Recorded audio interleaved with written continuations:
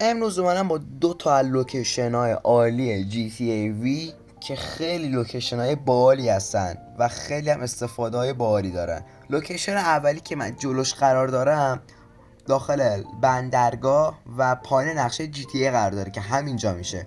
شما هر وقت به این لوکیشن اومدین همچین دیوار بتونی میبینید که کاملا نیست، تا یه جای تموم شده، انتها هم داره. فقط کافیه که شما اول شخص کنید و وسط بوتون باشین، فقط وسطش را برید، آروم آروم سعی کنید فقط وسط باشه.